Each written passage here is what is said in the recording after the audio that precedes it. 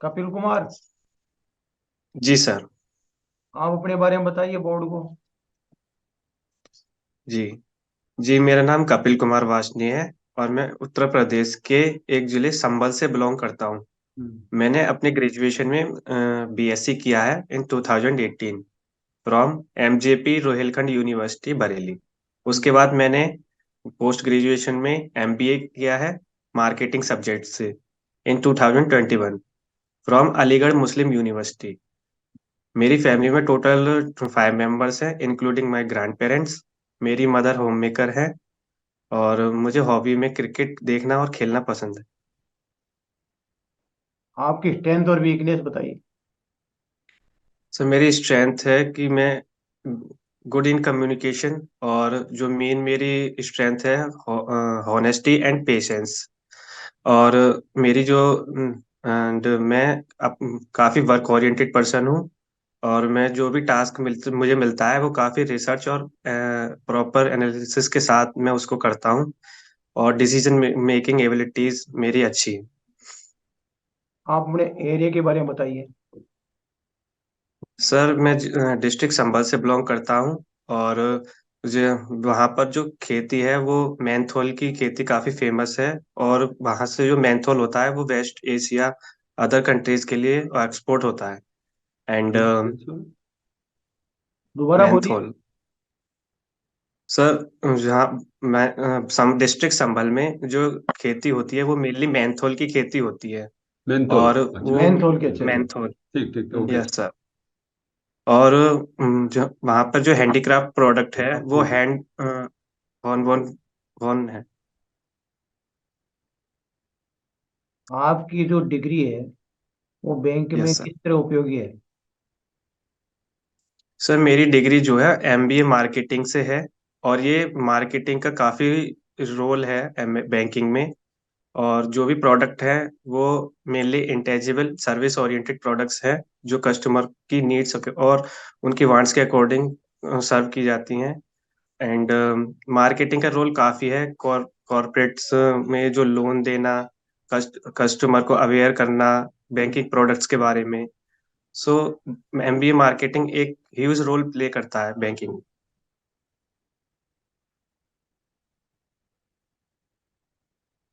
Yes, आगे बढ़े चलिए। आपको आप बैंक क्यों ज्वाइन करना चाहते हैं? सर, मेरा बैंकिंग से शुरू से ही इंटरेस्ट था। और मैंने अपनी जब डिग्री परस्यू करी थी एमबीए, तो मैंने अपने बैंकिंग फाइनेंस के बारे में काफ़ी कुछ लर्न किया था। हम्म। और यही मेरा यही था कि मुझे अपनी बैंकिंग डोमेन जॉब में जाना है। तो मैंने बैंकिंग के लिए अप्लाई किया था।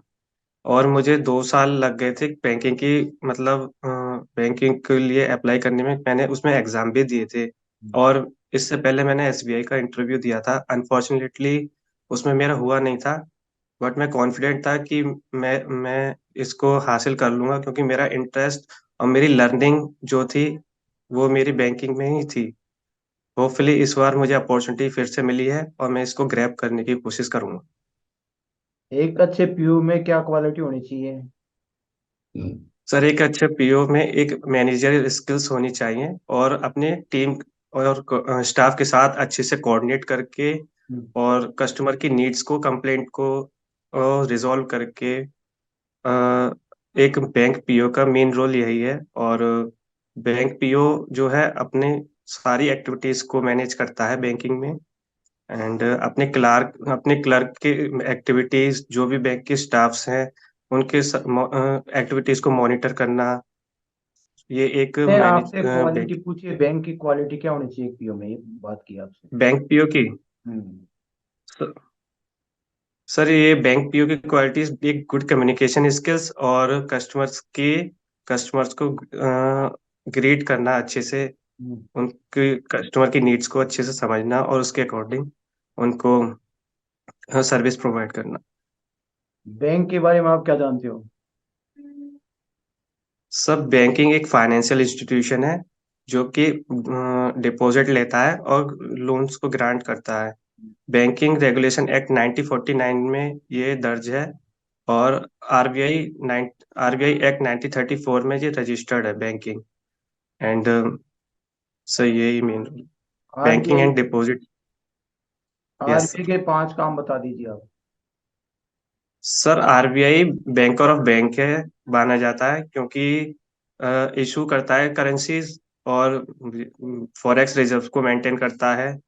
एंड उसका दूसरा और जो वर्क है वो प्रिंट करेंसी को प्रिंट करना, lender of large resort RBI को कहा जाता है। मॉनेटरी पॉलिसी को रेगुलेट्स आरबीआई करता है। इस आरबीआई के चेयरमैन कौन है? नो। सर, करंटली जो हमारे chairman governor, sorry, governor RBI के कौन है? RBI governor governor. आरबीआई के जो करंट गवर्नर हैं श्री शक्तिकांत दास जी हैं। ये मॉनेटरी पॉलिसी के बारे में थोड़ा बताइए आप। Sir, monetary policy actually money के मार्केट में मनी के कंट्रोल को फ्लो कंट्रोल करना, मनी के फ्लो को देखना, अगर उस इन्फ्लेशन को कंट्रोल करना। इसमें आरबीआई का काफी रोल है। आरबीआई रेट्स को चेंज करती है इन्फ्लेशन के अकॉर्डिंग।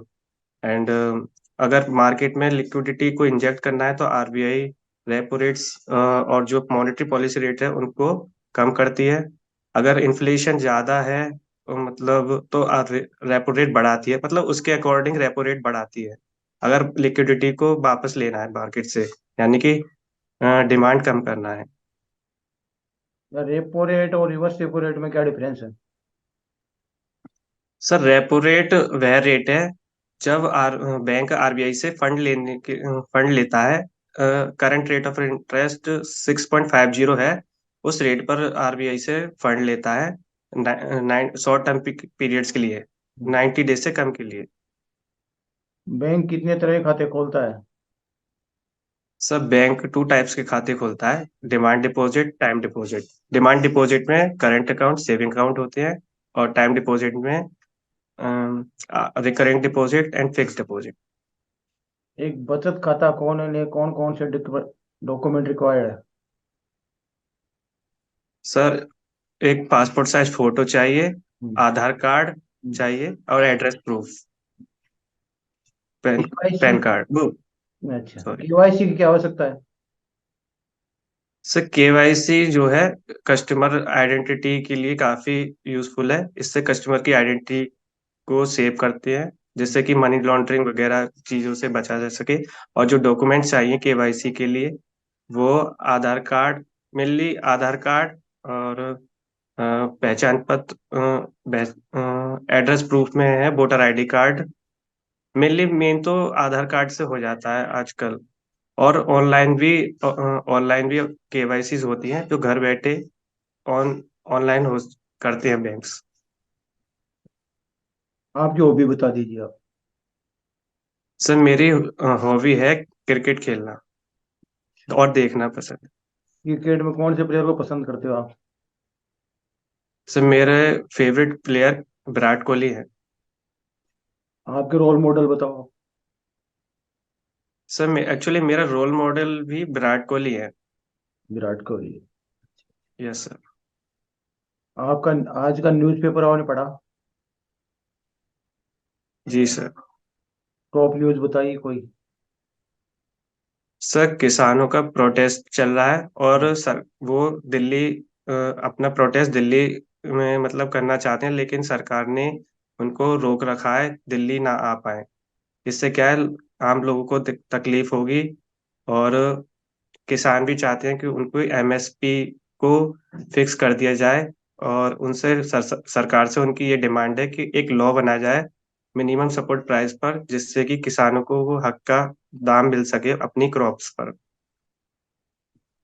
तो ये जो किसान आंदोलन के बारे में आपके क्या व्यूज है? आप क्या सोचते हैं इस बारे में?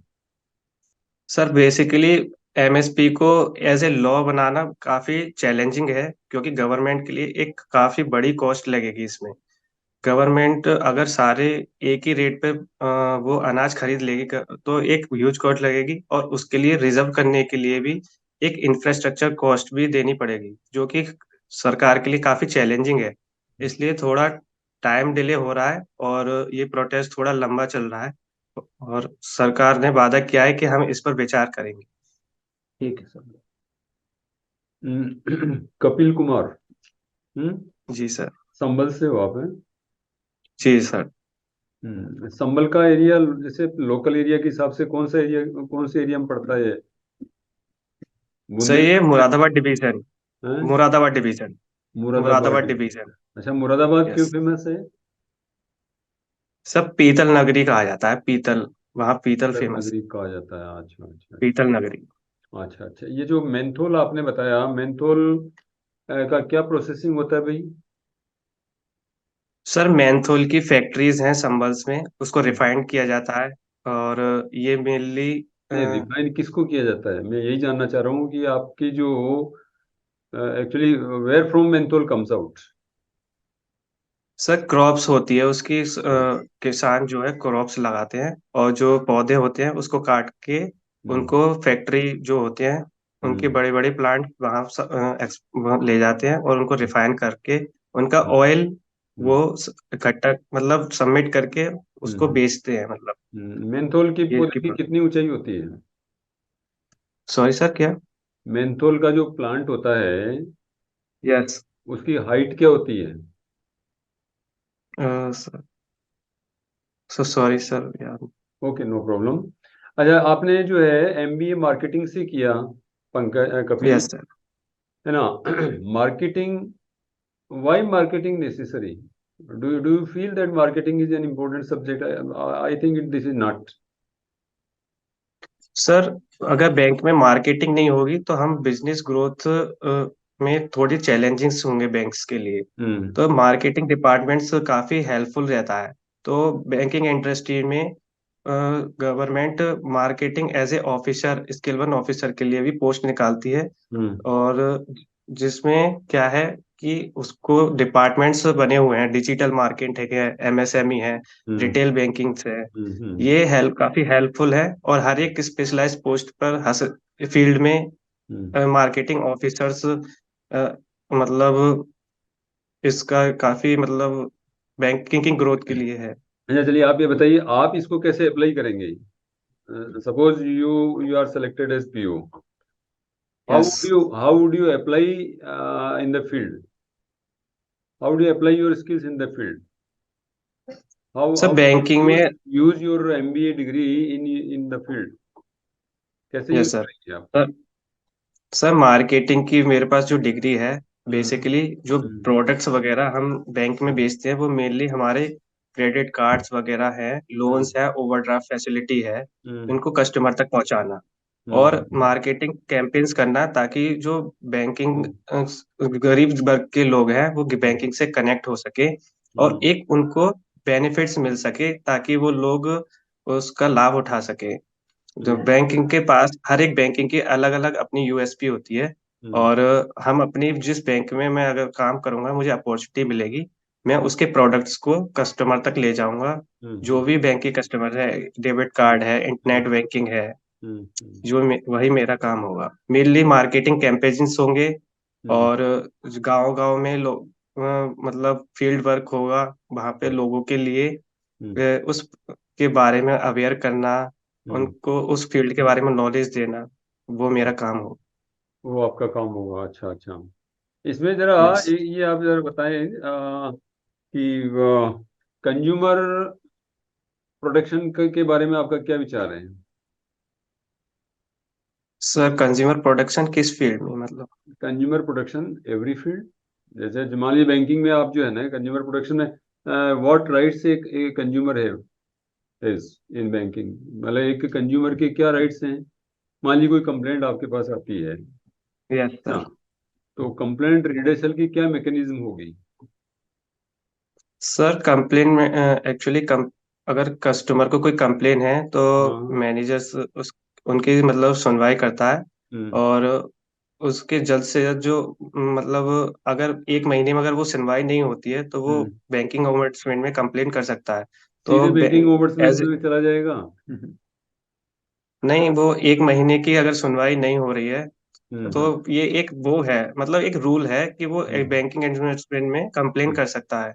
हम्म मतलब वहां तक जाने के लिए ऐसा मैनेजर्स और जो बैंक में अधिकारी होते हैं वो ये नहीं चाहते कि हम्म ये नौबत आए, इसलिए वो हम्म, कंप्लेंट्स अच्छे से सुनते हैं उनकी, हम्म, और कस्टमर की नीड्स और उनकी वांट्स के अकॉर्डिंग उनको हम्म, उनको समझते हैं कि एक्चुअली कस्टमर को चाहिए क्या। कभी कभार मैनेजमेंट का परसेप्शन अलग होता है और कस्टमर मैनेजमेंट कुछ और समझता है, कस्टमर कुछ और चाहता है। हम्म, तो एक बेसिक इंटरेक्शन जो है कस्टमर के और बैंक स्टाफ के बीच में, बैंक के पीओ के बीच में होना चाहिए। सो एक एक्ट ये बना था, ये कब बना? COPRA act? Cooperative cooperative bank है। No, COPRA, COPR, sorry I don't. Consumer protection act, मेरा मतलब उससे। हाँ, कंज्यूमर, यस सर, कंज्यूमर कब प्रोटेक्शन बना? Act sir. सर बेसिकली मुझे वो टाइम पीरियड याद नहीं आ रहा है अभी, ईयर याद नहीं है नहीं, एनीवे मेरे को। 1986 से शुरू हुआ था ये। ओके। अच्छा, बैंकिंग ओम्बड्समैन लोकपाल, हाँ, यस सर। ये भी इसी, बैंकिंग ओम्बड्समैन। ये भी कोपरा का ही पार्ट है, कंज्यूमर प्रोटेक्शन एक्ट का ही माम अच्छा अच्छा। है ना? Yes, okay yes. ओके। अच्छा, टेंजिबल एसेट्स और इंटेंजिबल एसेट्स आपने बीच में कुछ ऐसा बोला था, ये क्या यस होते हैं, सर, यस क्या सर। होते हैं ये? सर टेंजिबल असेट्स जो होते हैं बेसिकली प्रोडक्ट्स जो कंपनी जो हम मतलब सेल करते हैं हम्म, बेसिक। और इंटेंजिबल जो हम उसको मतलब सुन सकते हैं, मतलब बैंकिंग हो गया, होटल हो गया, बार्बर हो गया, ये हम्म, इंटेंजिबल सर्विस प्रोवाइड करते हैं। क्योंकि हम्म, ये सर्विस सेपरेट नहीं हो सकती, हम्म। पेरिसेबल होती है, हम इसको स्टोर नहीं कर सकते। नहीं, मैंने और आपसे एसेट्स पूछा, tangible assets and intangible assets in terms yes of the sir, balance sheet, yes sir. What is that? Sir deposits जो होते हैं वो यस, टेंजिबल एसेट्स होते हैं। टेंजिबल एसेट्स होते हैं deposits. Correct yourself. Sorry sir, थोड़ा मुझे एनीवे, नो नो इसमें। Problem, no problem. यस देखिए, sir. Deposits are always liabilities. Okay. Yes, deposits are always liabilities because you have to pay. Liabilities. Yes, yes, you have to pay the public, भाई आप public money yes yes. लेते हैं, तो वो आपके asset liable. सकते हैं, है ना? Assets are created out of liabilities, okay ये ओके कह दीजिए आप, है कि नहीं? उससे आप एसेट क्रिएट ओके। करते हैं, तो आपका एसेट क्या हो गया? आपका कैश आपका एसेट नहीं हुआ क्या? यस सर, आपका जो हम लोन्स देते हैं। फर्नीचर फिक्सर आपका यस एसेट हुआ नहीं? Yes yes. यस, यस, वो आपके टेंजिबल एसेट्स हैं। अच्छा, गुडविल क्या है ओके आपका? सर, गुडविल जो है बैंक की हम्म, शाख जो होती है, हम्म, बैंक ने हम्म, मतलब बैंकिंग जैसे पी हम्म, SBI, हम्म। SBI उसका एज ए ब्रांड है, Can you क्योंकि count the उसकी goodwill? मतलब। Can you count the goodwill? No no sir, ये Is intangible. it is it visible? No sir, That's why only we can hear. that's why this is intangible, my dear. Okay sir, okay sir. Right? है ना? Yes sir. An asset which is visible, visible. that is tangible. An okay asset sir. which is intangible, which is not visible, that is intangible asset. Intangibles, yes sir. Right? Anyway, okay sir. और आपका जो है, जैसे Exim bank का नाम सुना आपने? Export import bank of India. अच्छा, अच्छा, ये क्या करता है? सर ये MSME को लोन्स देता है, जो हम्म, बड़ी बड़ी कंपनी MSMEs को होती हैं। लोन और देता है? करेक्ट सर जो हम्म, नहीं, एक्सपोर्ट इंपोर्ट बैंक जो होते हैं, जो मतलब जो भी एक्सपोर्ट आता है और जो हम्म, भी इंपोर्ट हमारा होता है, हम्म, उसके मतलब सबको देखना है, एक बैलेंस वगैरह मतलब हाँ, लोन्स के बारे में देखना एक्सपोर्टर्स वो। और इंपोर्टर्स को, एक्सपोर्टर्स और इम्पोर्टर्स को। इंपोर्टर्स को फाइनेंशियल जो ना सर्विसेज प्रोवाइड करना, ये है, ठीक है ना? एक बैलेंस ऑफ पेमेंट्स कभी आपने सुना होगा, yes sir, balance of payments. क्या है ये? सर ये बैलेंस ऑफ पेमेंट एक मतलब एक पेपर पर जो एक्सपोर्ट इंपोर्ट का जो हम्म, हम्म, वो होता है बिजनेस, हम्म, हम्म, जितना एक्सपेंडिचर हुआ है और हम्म, जितना हमारा हम्म, रिसिप्ट्स आया है, उसको बैलेंस ऑफ पेमेंट पे लिखा जाता है। हम्म, दो देशों के जो बीच में ट्रेडिंग हो रहा है हम्म, एक्सपोर्ट इंपोर्ट का, वो हम्म। बैलेंस ऑफ पेमेंट में लिखा जाता है। अच्छा, अच्छा, अच्छा, डेफिसिट जरा बताएंगे आप, डेफिसिट क्या होता है? सर जब गवर्नमेंट का एक्सपेंडिचर जो है इनकम से हम्म, ज्यादा हो जाता है हम्म, तो वो फिजिकल डेफिसिट में आ जाता है। और हम्म। फिजिकल डेफिसिट जितना ज्यादा होगा वो हम्म। हमारी हमारी इकोनॉमिक ग्रोथ के हमारे लिए, इंडिया की इकोनॉमी को क्या कहा जाता है, डेफिसिट इकोनॉमी क्यों कहा जाता है? क्योंकि हम इंपोर्ट ज्यादा करते हैं। इंपोर्ट ज्यादा करते हैं। यस सर, एक्सपोर्ट हमारे यहाँ प्रोडक्शन इतना नहीं होता है। और जो हम इंपोर्ट ज्यादा करते हैं, इस चक्कर में हम इस वजह से हमारा फिजिकल डेफिसिट हाई है। सरकार का ये मानना है कि हम ज्यादा से ज्यादा प्रोडक्शन करेंगे और हम्म। हम एक्सपोर्ट करेंगे हम अपना प्रोडक्ट, जितना इसके लिए ज्यादा कोई एक्सपोर्ट स्कीम करेंगे। इसके लिए कोई स्कीम चलाई है हमारी गवर्नमेंट ने अभी इन दिनों? Yes sir. क्या? सर पीएम स्वनिधि में क्या है, उसमें लोन्स दिए जाएंगे, मतलब जो लोन्स स्कीम्स है, हम्म। जैसे स्टैंड अप नहीं, इंडिया लेकिन स्कीम्स इन है। In context to balance of payments, मतलब स्वनिधि की जो बात आप कर रहे हैं वो इसलिए मेक इन इंडिया नहीं है क्या? सॉरी, हाँ sir, make in India. Yes है ना? Sir, yes, make in India का। Yes, yes. Yes okay, mister Kapil Kumar, wish you all the best, है ना? Yes sir, keep thank you sir. Okay, okay, okay. Okay, okay, so nice of you, thank you very much.